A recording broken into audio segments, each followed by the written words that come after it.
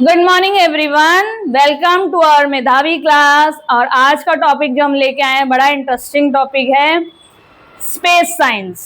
Space में हर बच्चे का इंटरेस्ट होता है, हर व्यक्ति स्पेस के बारे में जानना चाहता है और स्पेस जितना बड़ा है उतना ही रहस्यमयी है। स्पेस के बारे में बहुत सारी चीज़ें हैं जो हमें पता नहीं है, जो हमें जाननी चाहिए। और आज उसी से रिलेटेड क्वेश्चंस लेके आए हैं जो आपके मेधावी एग्जाम में पूछे जाते हैं, जो बहुत बेसिक क्वेश्चंस हैं और जिनके आंसर्स आपको आने ही चाहिए। तो चलिए बिना देर करे शुरू करते हैं वीडियो को। First question, largest planet of solar system. Bar bar repeat होता है, बहुत इजी क्वेश्चन है। हमारे सौर मंडल का सबसे बड़ा ग्रह, लार्जेस्ट मीन सबसे बड़ा, प्लैनेट मतलब ग्रह, और सोलर सिस्टम में हमारे कौन सा ऐसा ग्रह है जो सबसे बड़ा है? क्या आपको पता है कौन सा है सबसे बड़ा ग्रह? देखिए यहाँ पे भी कुछ आवाज आ रही है, सैटर्न, कुछ कह रहा है जुपिटर। तो मैं आप लोगों को बता दूं, सबसे बड़ा ग्रह है जुपिटर, जिसे हम हिंदी में कहते हैं बृहस्पति। जुपिटर बृहस्पति ग्रह, और इंग्लिश में जुपिटर। मैं साथ साथ आपको इसकी हिंदी भी बताती जाऊंगी। आप चाहे हिंदी मीडियम में एग्जाम दें चाहे इंग्लिश मीडियम में एग्जाम दें, आपको दोनों पता होने चाहिए। Next, planet closest to the sun. हमारे सौरमंडल में जो ग्रह हैं, सूरज के पास एक ग्रह है, फिर उससे दूर, इस तरीके से बटे हुए हैं और सब सूरज के चक्कर लगाते हैं। तो जो नंबरिंग है, जिस हिसाब से सूरज के पास से दूर जा रहे हैं, उसमें सूर्य के सबसे निकट, सबसे पास, सबसे क्लोजेस्ट जो हमारा ग्रह है, उसका नाम यहाँ पूछ रहे हैं। आपको ऑप्शन दिए रहेंगे, कंफ्यूज नहीं होना है। क्या आंसर है इसका? मरकरी। मून प्लैनेट नहीं है, ठीक है। हमारे सन के सबसे क्लोज जो प्लैनेट है उसका नाम क्या है? मरकरी। मरकरी को हिंदी में कहते हैं बुध ग्रह, ठीक है, बुध ग्रह, और इंग्लिश में है आपका मरकरी। कई बच्चे मरकरी को मार्स से कंफ्यूज कर जाते हैं और गलती से मार्स लगा देते हैं, तो इसको आप क्लियर रखना अपने माइंड में। मरकरी की स्पेलिंग बड़ी है और वो सबसे पास है, उसकी दूरी सबसे कम है, और जिसकी स्पेलिंग छोटी है मार्स, वो मरकरी से दूर है। तो मरकरी और मार्स में कंफ्यूज नहीं होना। बड़ी स्पेलिंग वाला मरकरी सूर्य के सबसे पास है, क्योंकि दोनों की स्पेलिंग एम से शुरू होती है तो बच्चे कंफ्यूज हो जाते हैं और कई बार मरकरी की जगह मार्स लगा देते हैं। Okay, next question, the earth only natural satellite. अब यहाँ आपको कंफ्यूजन होगा कि ये क्या चीज है ना, हमने कभी ये नाम नहीं सुना, नेचुरल सैटेलाइट। तो अब मैं आपको बताती हूँ पहले तो सैटेलाइट क्या होता है। बच्चों, क्या आप जानते हैं प्राकृतिक उपग्रह क्या है? वो पिंड जो ग्रहों के चक्कर लगाते हैं, जैसे चांद पृथ्वी का उपग्रह है। सैटेलाइट होता है ग्रह के साथ घूमने वाला उसका उपग्रह, छोटा ग्रह जिसे हम कहते हैं। जैसे कि हमारी अर्थ के साथ साथ कौन सा उपग्रह घूमता है? मून, है ना, चंद्रमा। हमारी अर्थ घूमती है, ये हमारी अर्थ है, तो अर्थ के जो चक्कर लगाता है वो क्या है? मून। मून हमारा नेचुरल सैटेलाइट है, जो नेचुरली अपने आप से हमारे अर्थ के चक्कर लगाता है। मून को हमने नहीं छोड़ा आसमान में, है ना, तो मून तो ऑटोमेटिकली अपने आप नेचर ने प्रोवाइड किया हुआ है, इसलिए ये कहलाता है नेचुरल सैटेलाइट। सैटेलाइट क्या है?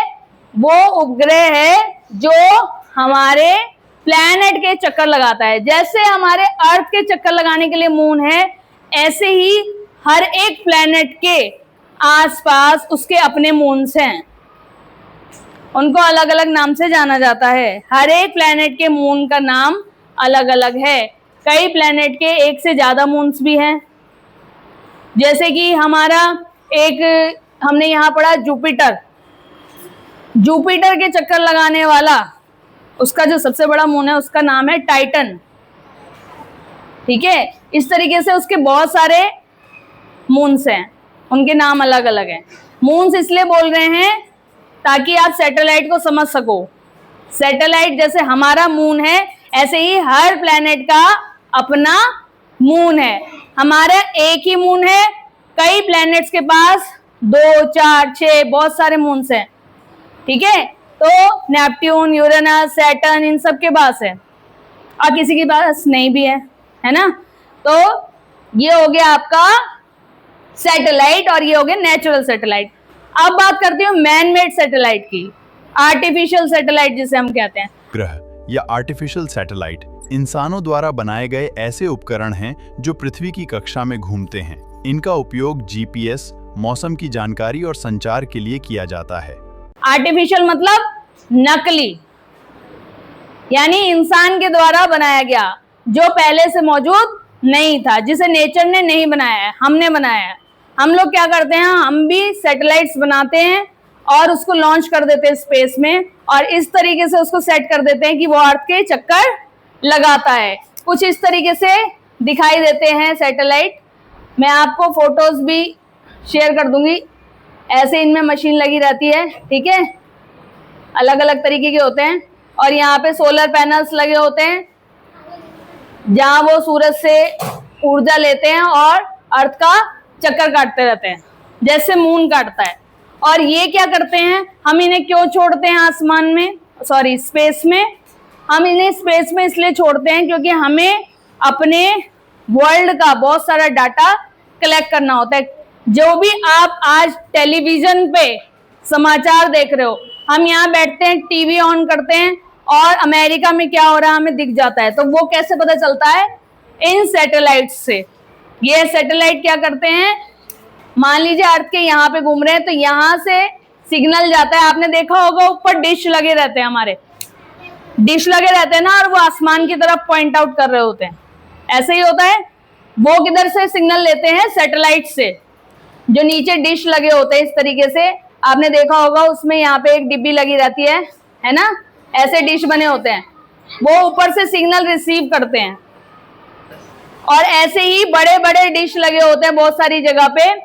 वो क्या करते हैं? सिग्नल ट्रांसमिट करते हैं। हमारे यहाँ जो भी रिकॉर्डिंग हो रही है, जो भी लाइव टेलीकास्ट हो रहा है, वहां पे अभी फीफा वर्ल्ड कप चल रहा था, है ना, और वहां से लाइव शूटिंग हो रही थी और वो सारी दुनिया लाइव देख रही थी। कैसे? वहां पे जो रिकॉर्डिंग हो रही थी उसको टेलीकास्ट किया जा रहा था और कहाँ भेजा जा रहा था? सैटेलाइट की तरफ। और सैटेलाइट से सारे सिग्नल्स रिसीव कर रहे थे अलग अलग जगह पे दुनिया के। और ऐसा एक ही सैटेलाइट नहीं है, बहुत सारे सैटेलाइट्स हैं जो अलग अलग कंट्रीज ने छोड़ रखे हैं। इंडिया ने छोड़ रखे, जैसे इंडिया में कौन है? ISRO, Indian space research organisation. जैसे अमेरिका का नासा आपने सुना होगा, है ना, नासा वहां का स्पेस ऑर्गेनाइजेशन है अमेरिका का। ऐसे इंडिया का क्या है? इसरो। ये सब सैटेलाइट लॉन्च करते हैं, सिग्नल्स रिसीव करते हैं। ये सारा काम स्पेस में होता है, इसलिए स्पेस का जितना भी काम है वो इसरो वाले हमारा देखरेख करते हैं। तो ये हो गया हमारा आर्टिफिशियल सैटेलाइट। इससे रिलेटेड क्वेश्चन अभी आगे भी है। अभी आपको फिलहाल के लिए इतना समझ में आ गया होगा कि सैटेलाइट किसे कहते हैं। हिंदी में उपग्रह लिखा हुआ आएगा, सैटेलाइट माने उपग्रह, और इंग्लिश में सैटेलाइट। तो अर्थ का ओनली नेचुरल सैटेलाइट कौन सा हुआ? कौन सा हुआ? Moon is the only natural satellite. हमारे पास सिर्फ एक ही चंदा मामा है, बहुत प्यारे हैं, और वो है हमारे मून, ठीक है, जो हमारे नेचुरल सैटेलाइट है। नेक्स्ट पे आ जाते हैं। Planet known as red planet. किस ग्रह को, प्लैनेट को लाल प्लैनेट या लाल ग्रह भी कहते हैं? किसे कहते हैं? मार्स को। क्यों कहते हैं? ये लास्ट वीडियो में भी हमने शायद डिस्कस किया था, क्योंकि उसकी जो पूरी सतह है वो लाल रंग की मिट्टी से बनी हुई है। जो लोहे के ऊपर जो जंग लग जाता है वैसे ही क्रस्ट उस पे बना हुआ है उसकी सरफेस पे। तो लाल मिट्टी होने की वजह से जब उस पे सूरज की किरणें पड़ती हैं और रिफ्लेक्ट होती है तो कैसा नजर आता है वो हमें? रेड कलर का। इसलिए उसका नाम क्या रखा है? Red planet. मंगल को लाल ग्रह कहते हैं क्योंकि इसकी सतह पर आयरन ऑक्साइड है। वहीं पृथ्वी को नीला ग्रह कहते हैं क्योंकि इसके 70% हिस्से पर पानी है। नेक्स्ट क्वेश्चन, ये भी बहुत इंपॉर्टेंट और आप सबको पता होना चाहिए, चाहे आप मेधावी कर रहे हैं या नहीं कर रहे हैं, चाहे आप कोई कॉम्पिटिटिव एग्जाम दे रहे हैं या नहीं दे रहे हैं, हमें हमारी गैलेक्सी का नाम पता होना चाहिए। Very nice. अभी पहले मैं गैलेक्सी समझा देती हूँ आप लोगों को। जैसे सोलर सिस्टम है हमारा, आपको पता है हमारी अर्थ कितनी बड़ी है। अर्थ के अलावा अर्थ के हम देखते हैं कि अर्थ हमारी सोलर सिस्टम का एक छोटा सा पार्ट है ना। सोलर सिस्टम कितना बड़ा है। ऐसे ही जैसे अर्थ हमारे सोलर सिस्टम का पार्ट है, सोलर सिस्टम गैलेक्सी का एक पार्ट है। समझ रहे हैं? हमारी गैलेक्सी के अंदर बहुत सारे सोलर सिस्टम हैं। जैसे हमारा एक सोलर सिस्टम है, वैसे ही गैलेक्सी के अंदर बहुत सारे सोलर सिस्टम हैं और ऐसी बहुत सारी गैलेक्सी हैं। ये जो हम बात करते रहते हैं, मूवीज में देखते हैं एलियन आ गए, ये दूसरे प्लैनेट से आए हैं। अभी तो हम प्लैनेट्स को ही डिस्कवर नहीं कर पा रहे हैं कि हम बहुत सारे स्पेसशिप्स वगैरह भेजते हैं, प्रोजेक्ट भेजते हैं। अभी तो हमने चांद देखा, सूरज की तरफ जा रहे हैं, मार्स तक जा रहे हैं। मार्स से आगे तो अभी हम जा ही नहीं पाए हैं, है ना।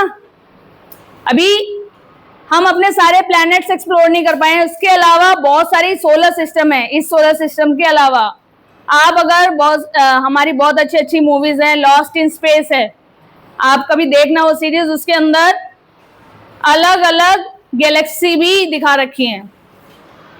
ऐसी साइंटिफिक मूवीज आप लोग जरूर देखा करिए, हिंदी में भी आती हैं वो, तो उसको देखोगे तो आपको इसके बारे में थोड़ा और अच्छे से समझ में आएगा। बहुत सारी मूवीज बनने लग गई अब तो स्पेस पे। तो जो हमारी गैलेक्सी है, जिसके अंदर हमारा सोलर सिस्टम है, उसका नाम क्या है? खड़े होके बोलो बेटा जोर से। मिल्की वे गैलेक्सी। क्लैप कर दो भव्य के लिए। बहुत अच्छी बात है। अगर हमें इसकी जानकारी है, हमारी जो गैलेक्सी है उसका नाम क्या है? मिल्की वे गैलेक्सी। ओके। हमारे अंतरिक्ष में अनगिनत आकाशगंगाएं हैं, जैसे कि ये एंड्रोमेडा गैलेक्सी है, और ट्रायंगुलम गैलेक्सी जिसमें हमारा सौर मंडल है उसे मिल्की वे गैलेक्सी कहते हैं। ऐसे ही बहुत सारी एंड्रोमेडा गैलेक्सी है ना। और भी बहुत सारी गैलेक्सीज है जिनको अलग अलग नाम दिए गए हैं, जिन्होंने साइंटिस्ट ने जिनके बारे में पता लगाया है। तो उनमें से हमारी वाली का नाम क्या है? Milky way. ओके। मिल्क से याद रखना है, दूध से याद रखना है। हमारी गैलेक्सी का नाम milky way. Okay. Next, star closest to the earth and gives us heat and light। ऐसा कौन सा स्टार है जो पृथ्वी के सबसे करीब है और हमें हीट भी देता है और लाइट भी देता है? बताइए। सन। क्या सही है ये आंसर? जी हाँ, ये बिल्कुल सही आंसर है। सन क्या है? एक स्टार है। सन क्या है? एक स्टार है। सन हमें हीट भी देता है और सन हमें लाइट भी देता है, और सन हमारे अर्थ के सबसे क्लोजेस्ट है, सबसे पास है। इतनी पास है कि हम थोड़ी देर भी बाहर धूप में खड़े नहीं रह सकते गर्मियों में, जब वो हमारे करीब होता है ना। जल जाते हैं ना हम, हीट स्ट्रोक हो जाते हैं, सनबर्न्स हो जाते हैं, चक्कर आ जाते हैं। और सोचो एक दो सन और पास में होते तो क्या होता? तो शायद हम जिंदा भी ना होते, है ना। इतनी गर्मी में सरवाइव ही नहीं कर पाते हम होते ही नहीं तो देखते कैसे? सूर्य एक तारा है। इसकी अपनी गर्मी और रोशनी होती है। ग्रहों में अपनी रोशनी नहीं होती। ये सूर्य के चारों ओर चक्कर लगाते हैं। Okay, next question. Which planet is called the evening star और morning star because it shines brightly? आप कभी सुबह के समय या शाम के समय जाके देखना, आसमान में एक सितारा चमक रहा होता है बहुत ज्यादा। वो आपको सुबह भी दिखेगा, शाम को भी दिखेगा। उस स्टार को क्या बोलते हैं? शाइनिंग स्टार बोल रही हूं मैं, चमकता हुआ सितारा। तारे की बात हो रही है यहाँ पे, सन की बात नहीं हो रही है यहाँ पे। आपको रात को सन दिखता है क्या? इवनिंग में सन दिखता है सूरज छिपने के बाद। Moon is not a star. Moon सितारा नहीं है। अभी मैंने आपको बताया मून क्या है? सैटेलाइट। क्या है मून? सैटेलाइट। और सन क्या है? स्टार। और अर्थ क्या है? प्लेनेट। तीनों अलग अलग हैं। अर्थ प्लेनेट है, मून सैटेलाइट है और सन क्या है? स्टार। अब इसका नाम पता है आपको? विच planet is called the evening star और मॉर्निंग स्टार, जो बहुत ज्यादा चमकता है?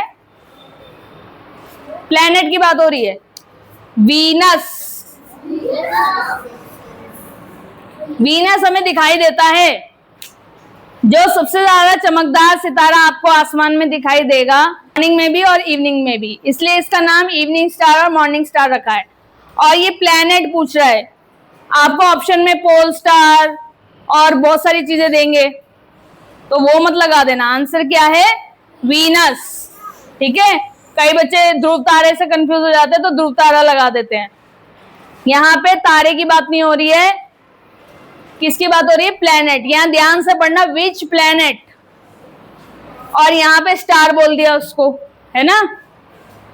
तो आप स्टार से कंफ्यूज मत हो जाना कि ये तो प्लैनेट का नाम है, मैं स्टार में कैसे लिख दूं, ये इवनिंग स्टार और मॉर्निंग स्टार बोल रहा है। क्वेश्चन में पढ़ना, ये बात प्लैनेट की ही पूछ रहा है ना? कौन से प्लैनेट को कहा जाता है? ओके, समझ आ रही है? तो कौन सा प्लैनेट बहुत ज्यादा चमकता है? वीनस। वीनस सबसे ब्राइट प्लैनेट है। अगर आपसे ये भी क्वेश्चन पूछा जाए कि सबसे ब्राइट प्लैनेट कौन सा है, तो आप तब भी आंसर क्या देंगे? वीनस। ये इतना ज्यादा चमकता है कि इसे इवनिंग और मॉर्निंग स्टार नाम भी दिया गया है। यानी वीनस को मॉर्निंग और इवनिंग स्टार भी कहते हैं, क्योंकि ये सुबह और शाम को आसमान में चमकता है। नेक्स्ट, आपको ये तो पता है ना, सबसे पहले मरकरी आता है, फिर वीनस आता है, फिर अर्थ आती है ना? तो अर्थ से वीनस विजिबल है, हम अर्थ से वीनस को देख सकते हैं अपनी आंखों से भी, टेलीस्कोप या किसी और हमें डिवाइस की जरूरत नहीं है। वैसे भी दिखता है वीनस, लेकिन दिखता कैसे है? सितारे की तरह चमकता हुआ, तो हमें पता नहीं चलता कि ये ग्रह है, हमें लगता है एक सितारा ही है। ठीक है, क्योंकि उस पे सन की लाइट पड़ती है तो वो चमकता है, तो जब उसकी लाइट हमारी तरफ रिफ्लेक्ट होती है और हमें दिखाई देती है तो हमें वो क्या दिखता है? तारे के जैसा। Next, planet with beautiful and visible rings around it made of ice and rock. ऐसे ग्रह का नाम बताइए जिसमें बहुत सुंदर रिंग्स बनी हुई होती हैं आसपास। क्या नाम बोला भव्य? सैटर्न। कौन सा है वो प्लैनेट? एक बार और हमारे भव्य के लिए क्लैपिंग कर दो जोर से। बहुत अच्छी बात है अगर किसी को स्पेस में इंटरेस्ट है, और बाकियों को भी होना चाहिए। ये किस चीज से बनी होती है रिंग्स? आइस से और रॉक से, पत्थरों और बर्फ से बनी हुई होती है। आपने कभी सैटर्न की इमेज देखी होगी, इस तरीके से होती है ना? ये बहुत सारी विजिबल रिंग्स है। सैटर्न इस तरीके से बनाया जाता है। शनि ग्रह इस तरीके से बनाया जाता है, और इन रिंग्स को किससे बनी होती है? ये आइस और रॉक से, बर्फ और चट्टानों से बनी होती है। यहां लिख देंगे हम सैटर्न।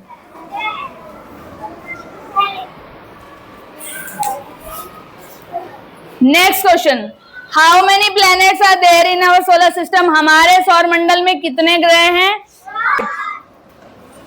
8 ग्रह हैं। क्या इनके नाम बता सकते हैं आप? Mercury, Venus, Earth, Mars, Jupiter, Saturn, Uranus and Neptune. 8 planets. Jupiter 5वें नंबर का ग्रह है। ये क्वेश्चन भी बार बार पूछा जाता है कि बृहस्पति ग्रह यानी जुपिटर कौन से नंबर का प्लैनेट है? 5वें नंबर का प्लैनेट है, सबसे लार्जेस्ट प्लैनेट है। नेक्स्ट क्वेश्चन, ब्लू प्लैनेट किसे कहते हैं? किसे कहते हैं? हमारी धरती को, हमारी पृथ्वी को क्या कहते हैं? Blue planet. और क्यों कहते हैं ब्लू प्लैनेट? यहाँ पे ऐसा क्या है? पानी। हमारा ज्यादातर हिस्सा किससे ढका हुआ है? पानी से, महासागरों के रूप में। इसलिए जब बाहर से इसे स्पेस में से देखा जाता है तो ये किस रंग का नजर आता है? ब्लू कलर का प्लैनेट नजर आता है। Next question, India first man made artificial satellite. देखिए मैंने कहा था ना, इससे जुड़ा हुआ क्वेश्चन अभी आगे आएगा। भारत ने, हर एक देश अपना एक सैटेलाइट बना के स्पेस में छोड़ रहा है।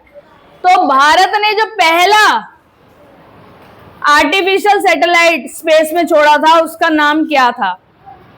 उसका नाम था Aryabhata.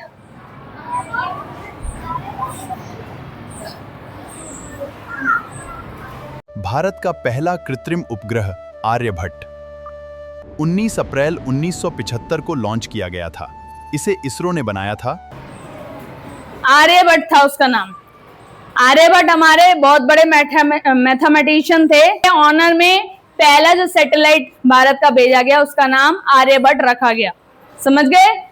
Next, group of star that forms a pattern. सितारों का एक ग्रुप जिसको देख के हम अलग अलग पैटर्न अपने स्काई में नोटिस कर सकते हैं। आपने कभी देखा होगा स्काई में इस तरीके से बने होते हैं, देखा है? सितारे बने होते हैं। एक ऐसे बना होता है, इस तरीके से अलग अलग इसे कहते हैं कि वॉरियर का साइन है ओरियन, और क्या कहते हैं अलग अलग constellation, Ursa Major, Ursa Minor, इस तरीके से अलग अलग कॉन्स्टलेशन। ये क्या करते हैं, बहुत सारे सितारे इस शेप में हैं कि उनको देख के लगता है कि किसी चीज को सिंबलाइज कर रहे हैं, रिकॉग्नाइज कर रहे हैं, हमें कोई पिक्चर बनती हुई दिखाई देती है। ठीक है, मैं साथ में इमेजेस शो कर रही हूं, आप लोग इसे देख सकते हैं। ओके, इन इमेजेस में आप अलग अलग कॉन्स्टलेशंस को देख सकते हैं और समझ सकते हैं, और इनके नाम भी अलग अलग हैं।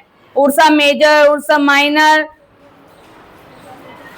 ओरियन और अलग अलग कॉन्स्टलेशन। इन सबको क्या बोलते हैं? कॉन्स्टलेशन। स्पेलिंग पता होनी चाहिए, constellation.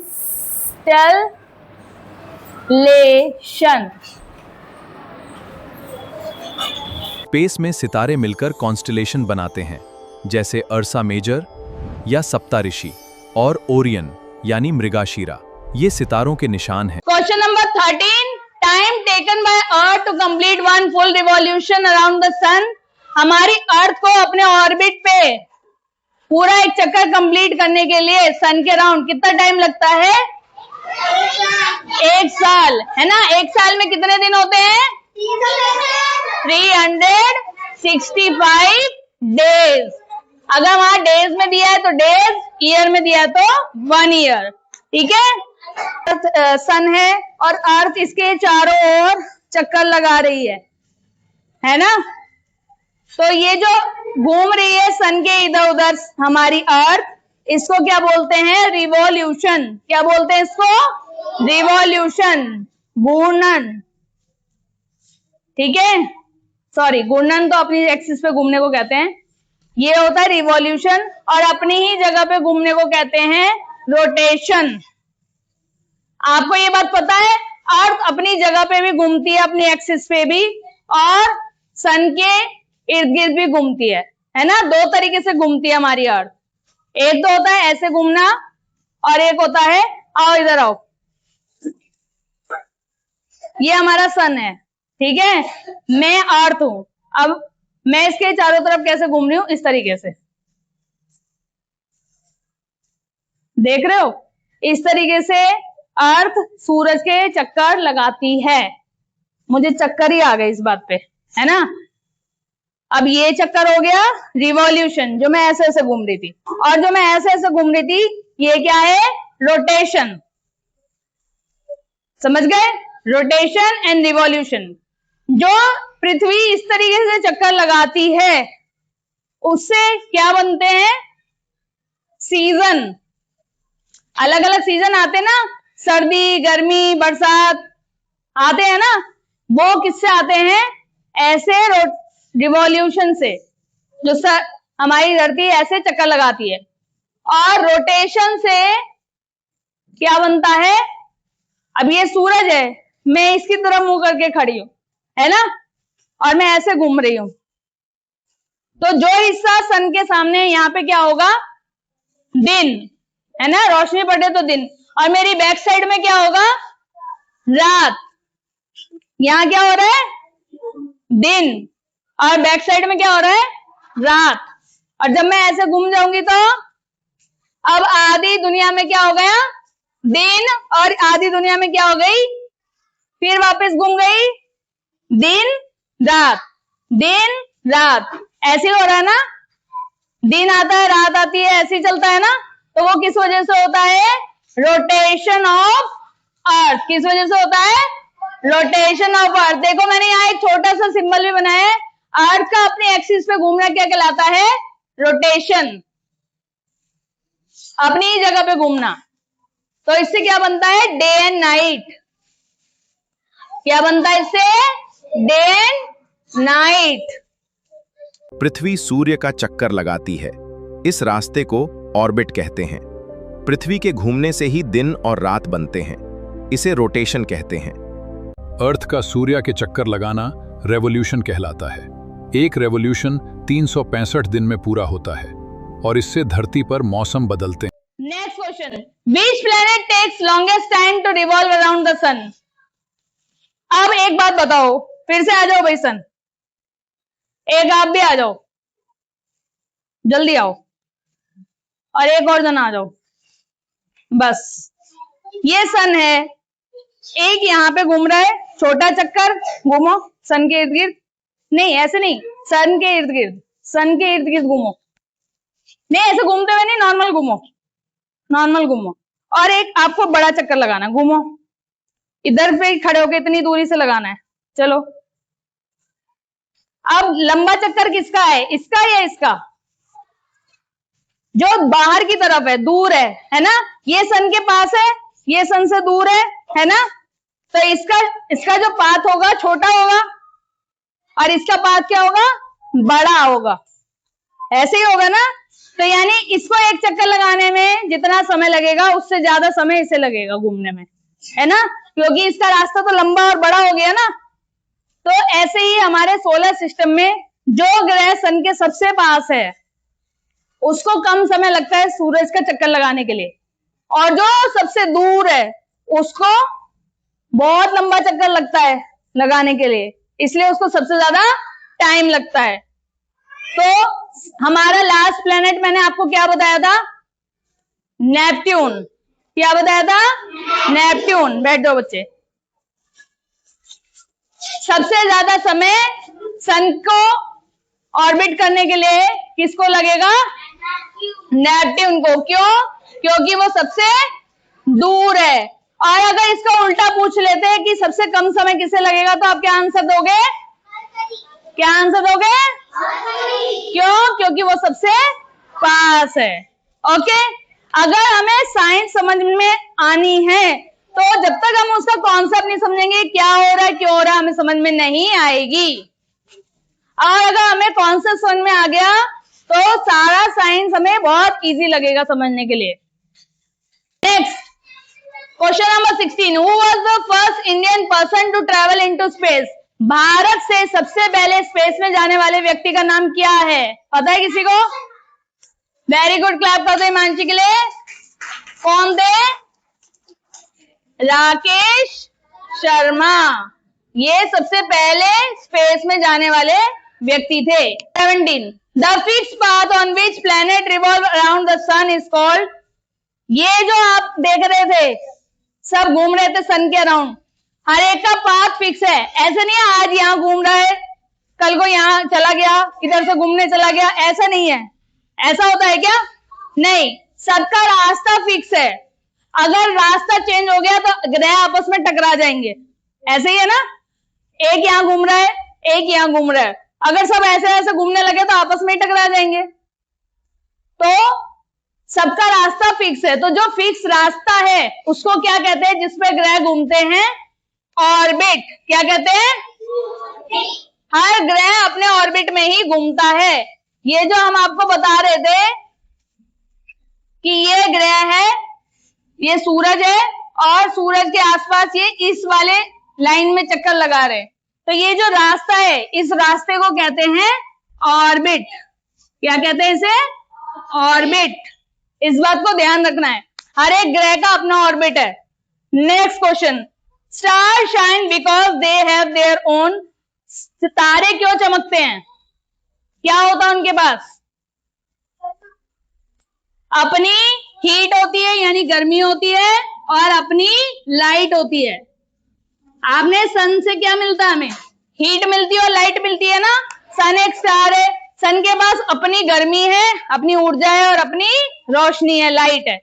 Next question, celestial bodies that do not have their own light and revolves around the sun, उन बॉडीज को, उन प्लैनेट्स क्या कहते हैं जिनके पास अपनी लाइट नहीं होती? क्या अर्थ के पास अपनी लाइट है?